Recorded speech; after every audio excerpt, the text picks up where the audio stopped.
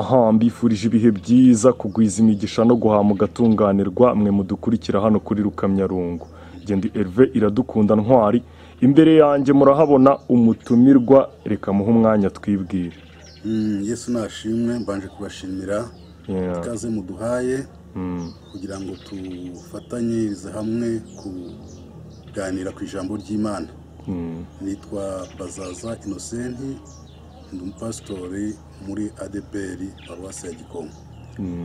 Nifuje rero ko tuganira ku ijambo ry'Imana dusoma mu rwandiko rw'Abaheburayo igice cya mbere uhereye ku murongo wa mbere kugeza ku murongo wa gatatu. Aba ngo kera Imana yavuganiye na basogokuruza mu kanwa k'abahanuzi mu bihe byinshi no mu buryo bwinshi, naho muri iyi minsi y'imperuka yavuganiye natwe mu kanwa k'umwana wayo, uwo yashyiriyeho kuba umuragwa wa byose, ari we yaremesheje isi, uwo kuko ari ukurabagira no ku bwiza bwayo n'ishusho ya kamere yayo, kandi akaba ari we uramiza byose ijambo ry'imbaraga ze, amaze kweza no gukuraho ibyaha byacu, yicara iburyo bwikomeye yo mu ijuru. Nifuje ko tuganira nk'uko tumaze gusoma amagambo ngo kera Imana yavuganiye mu kanwa ka basogokuruza. Uyu wandikiye Abaheburayo nayo ari umuheburayo. Nagira ngo nkubutse yuko iyo bavuze Abaheburayo ni kimwe n'Abayahudi, ni kimwe n'Abisirayeli, byose bituruka ku nyito y'uwo babitirira. Iyo bavuze Abaheburayo babitirirwa sekuru wa Aburahamu, Heberi, uwo bakomokaho.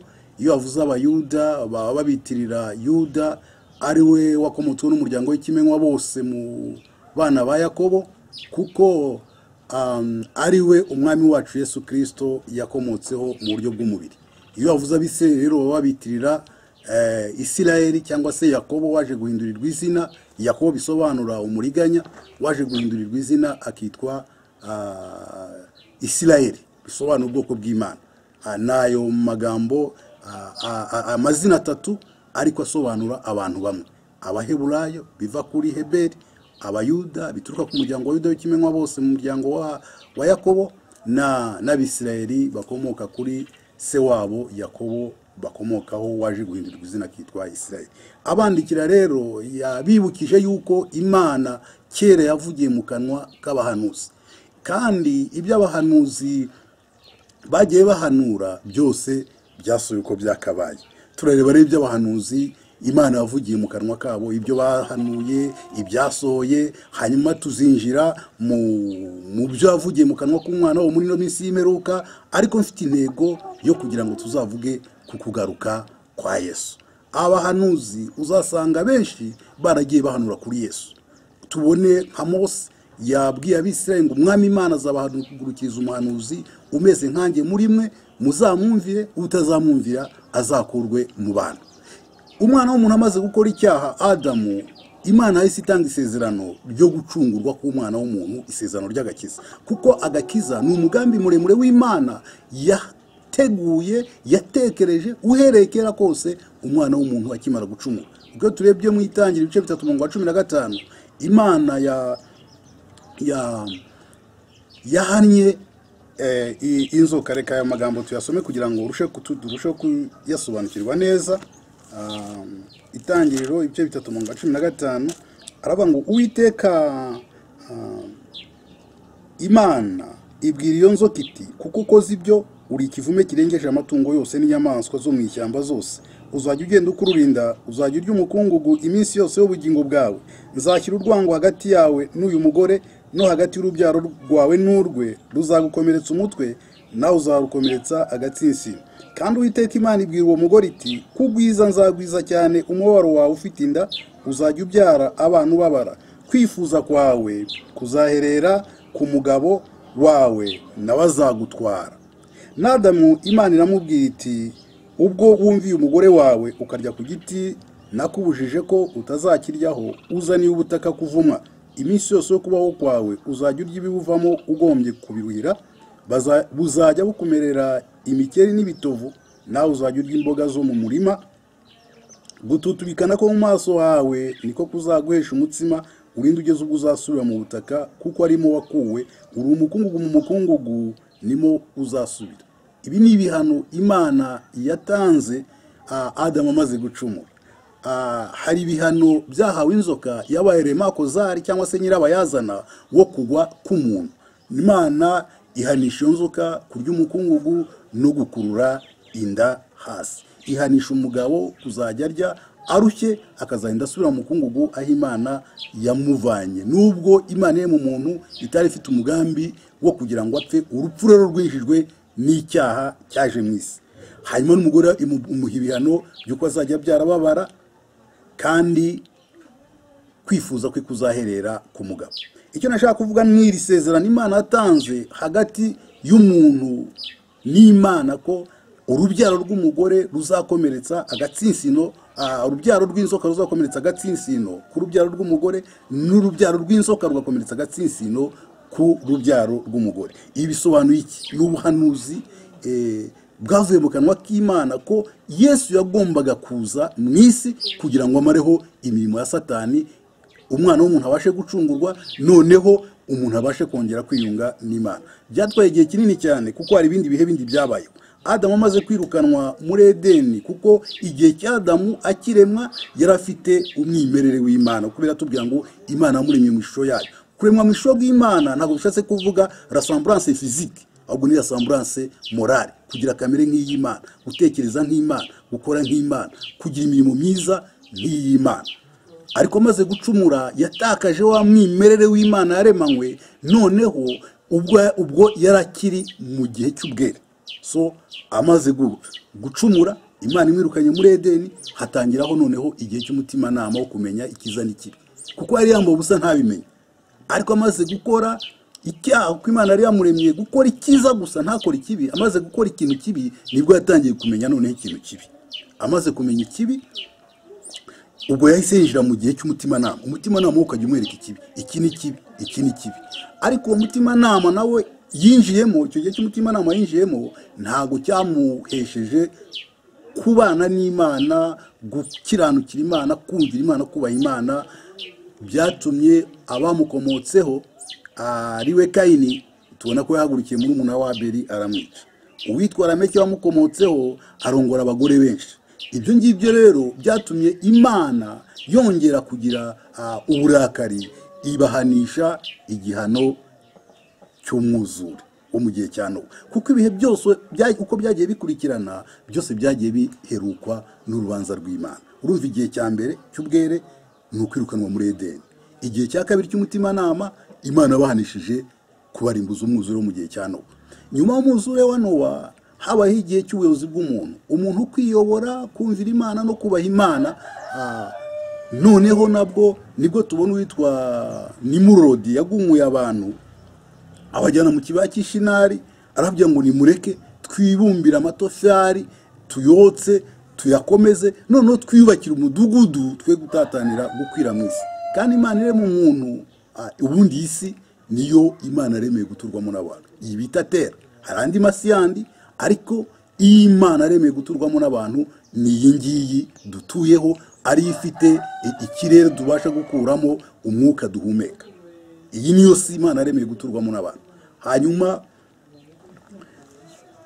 Imana icyo gihe igihano cyabayeho ni ukunyuranya indimi z'abantu. Urumva ko Imana yakomeje kugenda ishakisha umuntu, ariko yari yarateguye kera inzira y'agakiza yo kugira ngo izabashe gushyikira umuntu kandi izabashe kwiyunga n'umuntu mu buryo bufatika.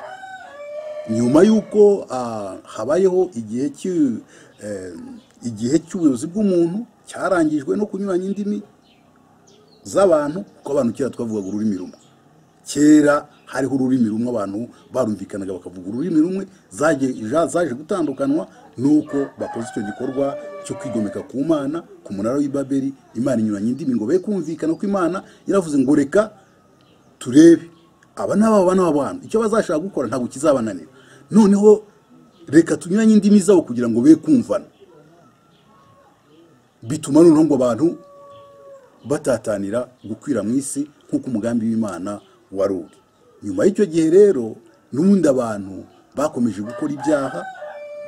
Igihe kigeze Imana ijya muri Uriya Bakarudaya, itoranyamo Aburahamu, iramubwira ngo va mu gihugu cyanyu, usige umuryango wanyu n'inzu ya so. Aburahamu arahaguruka, kuko imana yari ifite umugambi wo kuzarema ubwoko buyumvira, buyubaha, buyihesha icyubahiro, kugira ngo abantu bo mu isi bose bamenye yuko hari imana ishobora ibintu byose, hari imana iri hejuru y'ibintu byose, kuko icyo gihe abantu basengaga ibigirwamana. Iyo usomye Bibiliya neza usanga se wa Aburahamu Tera yarabazaga ibishushanyo none akabicuruza bakabisenga. Aburahamu yita umuhamagaro nk'uko Imana yamubwiye ngo siga umuryango wanyu n'inzu ya so usige n'igihugu uze tugende. Aburahamu arumvira aragenda. Igihe kigeze Imana isaba Aburahamu kwitambira ibitambo, kuko icyo gihe cya Aburahamu umutware w'umuryango niyo wari umutambyi wabasha guhuza umuryango we n'Imana.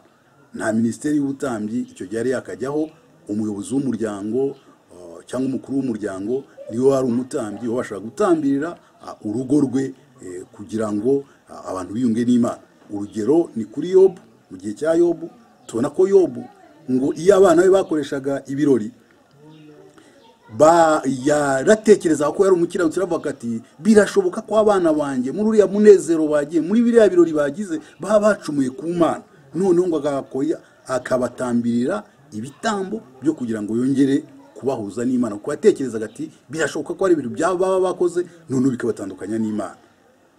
Aburahamu rero Imana imutetse gutamba ibitambo ngo yirirwa birinze, niko biritubwira, kuva mu gitondo kugeza nimugoroba, ngo aza gucogora, amaze gucogora ngo arasinzira, none inkongoro ziraza zirabyonona. Zimaze kubyonona urumva nawe yari yacogoye, zimaze kubyonona Imana amubwira ngo menya neza Aburahamu ko urubyaro rwawe ruzaba bashyitsi mu gihugu kitari icyabo, ngo nzaba abo bagiyemo bazabakoresha uburetwa, nanjye abo ngabo ninjya kubakurayo nzasiga mbahanye. Tubona biriya byago 10 byabaye mu Misiri kugeza ubwo Farawo afashe umwanzuro wo kubarekura yemejwe n'imbaraga z'Imana. Ikindi cyakurikiyeho nuko rero yamusezeranije ngo bazavayo bajyanye ubutunzi bahembewe imirimo yabo babakoresheje uburetwa. Ni ya mazahabu basabye abagore b'abaturanyi babo bambikaga abana, ayo ngayo niyo ngo barayabatije baragenda bayambika abana. Bigeze nijoro noneho habaho icyago cya 10 cyo gupfa kw'abana bifura b'Abisirayeli, kubera ubwo bwoba n'igihunga n'iki ngo barabagomera ngo bagenda babijyanye ubutunzi. Ibyo nabyo bifite icyo bitwigisha, nuko Imana iteka ryose ifite umugambi ku bantu bayo, kuko yari ifite umugambi uko bazayikora. Kuko ibingibi byose Imana iduha ni ukugira ngo tubikoreshereze Imana, ibindi bidutunge kubw'ineza ubushake bwayo. Ibyo rero nibyo tubona Imana yari yateguye ko bakagombaga gukoresha ihema ry'ibonaniro mu butayu, ariko mbere y'uko barikora batanga Imana, ubwo Mose yaragiye ku musozi wa Sinayi kubonana n'Imana kugira ngo ahabwe amategeko, yagomba kubayobora mu butayu bwose, akazabageza i Kanani bakayitwararikaho kugira ngo abashe gutuma basabana n'Imana. Ariko suri inyuma gatoya, iki gihe cy'umuhamagaro wa Aburahamu na kigihano cyabaye kujya mu rusuhuko, bishyize kera noneho baba abaretwa mu gihugu cya Misiri. Hanyuma dukomeje, igihe kigeze nibwo bahawe amategeko ku musozi wa Sinayi. Tubona ko itegeko rya mbere Mose avuye gufata amategeko yaraje asanga itegeko rya mbere baryishe, kuko riravuga ngo ntukagire izindi mana mu maso yanjye. Kandi yaraje asanga bategetse Aroni, kuko Mose yamaze iminsi 40 ngo baracanganyikirwa, bavuga ngo Mose watujyaga imbere atuyoboye atujyanye mu gihugu cy'isezerano turamubuze, none turemera ikigirwamana cyangwa imana yo kutujya imbere kugira ngo itugeze aho tugomba kujya. Ubundi muri kamere muntu abantu usanga bagira imyumvire yo kumva yuko bagomba gusenga ikintu bareba kuti. Kuko bari Abisirayeli aho bari bagiye ntago bari bahaza, bagombaga umuntu ugomba kubayobora. Tubona yuko Imana yarashyizeho uburyo bw'uko bagomba kugenda ku manywa, inkingi y'igicu yarabayoboraga, nijoro igahindika inkingi y'umuriro ikabayobora muri urwo rugendo rwabo rwose. Uko bari baravuye i Kanani bagendera abantu 70, baragenda bamarayo imyaka 400. Muri iyo myaka 400 baragwira, abamanutse bari bakuru barapfa bararangira. Bamaze kurangira ubwo urumva ko ntago bari bazi yo bajya. bagombaga rero ubuyobozi bw'Imana. Noneho Mose araza asanga, kubera ko bari bagomereye Aroni, asanga yabaremeye ikimasa, kuko bari baramenyereye ko babaga mu Misiri bakabona ukuntu abanyamisiri basenga ikimasa, bari bafite ikigirwamana cyitwa Apisi cy'ikimasa. Nicyo Mose yahise afata aya mazahabu arayayaza, ayakuriramo cya kigirwamana, bagishyira aho ngaho, bagitambirira ibitambo, barangije bakora iminsi mikuru. Bibiliya tubwira ngo abantu bicajwe no kurya no kubyina. Noneho bamaze gukora ibyo ngibyo, binjira mu cyaha cy'ubusambanyi. Ibyo tubibona mu gitabo, mu rwandiko Pawulo yandikiye Abakorinto, urwandiko rwa mbere mu bice 10, avuga ngo Abisirayeli uwo munsi hapfuye abantu 23,000 kubera icyo cyaha. Barakomeza ubutaho bwose, baragenda, ya mategeko barayabona. Bageze i Kanani aho bari bagiye, ntabwo bashoboye kugendera kuri ya mategeko, ahubwo bahise bayica. Cya gihe nanone kigaragara nk'igihe cya 5 cy'amategeko, nacyo cyaherutswe no kujyanwa bunyagano mu gihugu cy'i Babuloni. Ibiro nibyo tugiye kwinjiramo kugira ngo turebe ngo iby'Imana yavugiye mu kanwa k'abahanuzi mu buryo bwinshi, ibihe byinshi, no mu buryo bwinshi. Tuzagenda tubireba. Hanyuma icyambere nakubwiye yuko umuhanuzi wa mbere wahanuye ni Mose, wahanuye abwira Abisirayeli ngo Umwami Imana azabahagurukiriza umuhanuzi umeze nkanjye muri mwe, muzamwumvire, utazamwumvira azakurwe mu bantu. Ibyo rero hakurikiyeho umuhanuzi witwaga Balamu, nawe ubwo bari bavuye mu gihugu cya Misiri.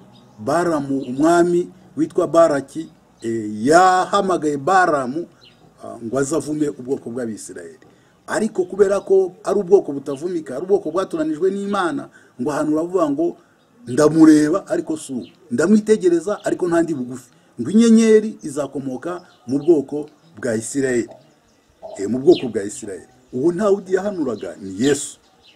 Nakubwiye ko icyigisho cyacu tuzareba cyane kugaruka kwa Yesu. Uwo Yesu rero niwe tuzagenda tureba. Yesu ninde? Yesu umurimo we n'uwuhe? Ibyo tuzagenda tubireba uko tuzagenda dukomeza kureba kino cyigisho cyacu. Balamu yaramuhanuye mu kubara ibice 24 umurongo wa 17. Hanyuma tubona ko Yesaya nawe yaramuhanuye, kuko ntabwo Yesu aza mu isi ntabwo byabaye impanuka. Ni ibintu umugambi muremure w'Imana w'agakiza Imana yari yarateguye uhereye kera kose, nk'uko twabibonye mu gitabo cy'Itangiriro, kw'inzoka izakomeretsa urubyaro, agatsinsi no ku rubyaro rw'umugore, n'urubyaro rw'umugore rukamena umutwe w'urubyaro rw'inzoka. Byasobanuraga rero iki? Byasobanuraga urupfu rwa Yesu ku musaraba. Ko mwibuke ko igihe Yesu Satani yamushukaga amaze iminsi 40 n'amajoro 40 asenga, yaramusanze amushukisha icyubahiro, Yesu aramuhakanira, amushukisha ibyo kurya aramuhakanira, amushukisha ubutunzi bwa hano ku isi aramuhakanira. Ariko biratubwira ngo amutega ikindi gihe rero yaramuteze ni igihe cyo kumusaraba. Yumvaga ko ari hazatsindirwa, ariko ku musaraba kubw'amahirwe yacu twebwe abana b'abantu, kuko Imana yari yabigambira uherekera kose, ku musaraba niho habaye intsinzi ya burundu. Nusoma neza Bibiliya ubanjije mu byanditswe byera, uzasanga ku musaraba Yesu niho yavugiye ijambo rivuga ngo byose birarangiye. Noneho hongera kuba ikindi kintu gikomeye cyane. Biratubwira ngo ubwira kabiri buba mu gihugu hose. Noneho ngo Yesu aramanuka uko amaze gutsinda burundu, aragenda gikuzimu, afungurira abera. Bibiliya tubwira ngo babonekera mu murwa, kuko yamaze gusezeranya cya gisambo ngo uyu munsi turi bubane muri paradiso.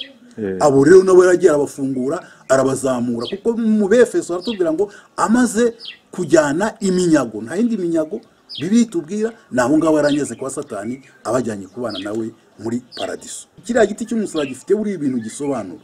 Iki giti gihagaze gisobanura ubwiyunge n'umuntu n'Imana binyuze muri Kristo Yesu. Iki gitambitse kigasobanura ubwiyunge n'umuntu na mugenzi we nanone binyuze muri Kristo Yesu. Kuko buriya iyo ducumuye, icyambere ni ibintu bibiri. Tuba ducumuye ku Mana, cyase twacumura kuri bagenzi bacu, nta kindi cya gatatu. Ubwo rero ni ukuvuga ngo Yesu yaje guhuza abantu n'Imana, kunga abantu n'Imana, kuko icyaha cyari cyaratandukanije umuntu n'Imana. Ikindi kandi yaje kunga umuntu na mugenzi we, kuko umuntu yari yamaze gutandukana na mugenzi we nanone kubwo icyaha. Hanyuma Yesaya rero nawe yahanuye kuvuka kwe. Duhereye ku murongo wa 5 avuga ngo nuko umwana watuvukiye duha umwana w'umuhungu, ubutware buzaba ku bitugu bye, azitwa igitangaza, umujyanama, Imana ikomeye, data wa twese uhoraho, umwami w'amahoro. Gutegeka kwe nta mahoro bizagwira ku ntebe ya Dawidi n'ubwami bwe bitagira iherezo, kugira ngo bibukomeze bibushyigikize guca imanza zitabera no gukiranuka uhereye none ukageza iteka ryose. Ibyo ngibyo Uwiteka Nyiringabo azabisoresha umwete we. Yesaya rero yahanuye kuvuka kwe. Wagera mu bice 53 uhereye ku murongo wa 4 kugeza kuri 11, none akavuga iby'urupfu rwe. Nanone kandi iyo urebye mu ijambo ry'Imana mu gitabo cya Mika ibice 5 umurongo wa 1 kugeza ku wa 4, Mika nawe yahanuye kuvuka kwa Yesu, kuko yaravuze ngo nawe Bethlehem mu gihugu cya Yuda ntabwo uri muto mu bihumbi by'Ubuyuda, ahangaha niho umukiza azavukira, niho umwami uzaragira ubwoko bw'Abisirayeli azavukira. Nuko rero bivuga ngo Yesu kuba yaraje ku isi ntabwo byabaye impanuka, ni ibintu byari byarahanuwe uherekera kose, nkuko twasomye ari amagambo avuga ngo kera Imana yavuganiye mu kanwa, yavuganiye n'abasogokuruza mu kanwa k'abahanuzi, naho muri kino gihe cya none yavuganiye natwe mu kanwa k'umwana wayo. Ubwo rero ubutaha tuzakomeza tureba ibyo yavuganiye n'abasogokuruza mu gihe cyangwa se mu kanwa ka Yesu. Twabonye mu gihe gitambutse igihe cy'isezerano rya kera, tuzongera twinjire nanone ubutaha turebe. Twabonye ngo mu bihe byinshi no mu buryo bwinshi, ubwo buryo bundi nibwo tuzareba ubutaha, nibwo tuzareba ubutaha. Nagira ngo rero dusenga Imana, hama tuzakomeza ubutaha tureba buryo ki Imana avuganiye n'abasogokuruza. Hari ibyo yavuze birasohora byo mu isezerano rya kera, ariko tuzareba no mu bundi buryo yagiye ivuga, kuko Bibiliya buri yanditse mu buryo butatu. Hari uburyo ibyo bita sense allegorique, ivugishe mu yindi, ibyo tuzabireba mu gitabo cya Daniel. Tuzareba n'imvugo ikaba yanditse no mu mvugo uko yakabaye sense littéraire, no mu mvugo y'intuza y'ibigereranyo, ariyo migani wasangaga Yesu yakunze kugenda aca. Ibyo tuzagenda tubireba muri ubwo buryo, hanyuma kugeza ubwo tuzinjira mu kigisho cyacu nyirizina cyo kureba kugaruka kwa Yesu, kuko Yesu azagaruka nk'uko yabisezeranije. Yesu yaje gukiza umwana w'umuntu, hari azagaruka aje gucungura umwana w'umuntu burundu, aje kuzamura itorero rye. Reka dusenge Imana, tuzakomeza ubutaha. Murakoze kudutega amatwi. Tugushimiye Imana nyir'icyubahiro, tugushimiye kugira neza kwawe, tugushimiye imirimo ukora, tugushimiye ko watanze Yesu kuko bari mu isi twese. Ku ijambo rye ratubwira muri Yohani 3:16 ngo Imana akunze abari mu isi cyane byatumye itanga umwana we w'ikinege, kugira ngo umwizera wese atarimbuka ahubwo ubugingo buhoraho. Ni muri uwo ngo tuboneramo ubugingo, ni muri uwo ngo tuboneramo agakiza. Uduhe imitima yacu kumwizera no kumwakira nk'umukiza n'umucunguzi w'abari mu isi. Sengera wumva ijambo ryawe bose Data, kugira ngo ribahindure, rigira aho ribakura naho ribageza, kandi barusheho kumenya Yesu, kuko nguwo niwe watanze ku impongano wizera amaraso ye. Turagushimiye, urakoze Data wa twese ukumvise gusaba kwacu, kandi ubasha gukomeresha ijambo ry'ibimenyetso n'ibitangaza, abaryumvise rikabagirira umumaro, kandi rikazabahana ibiragwa n'abejejwe, mu izina rya Yesu, amen. Amen. Pastor Bazaza, tubifurije ibihe byiza, mwakoze kwitabira ubutumire bwacu. Murakoze, umwami aduhana umugisha. Yes.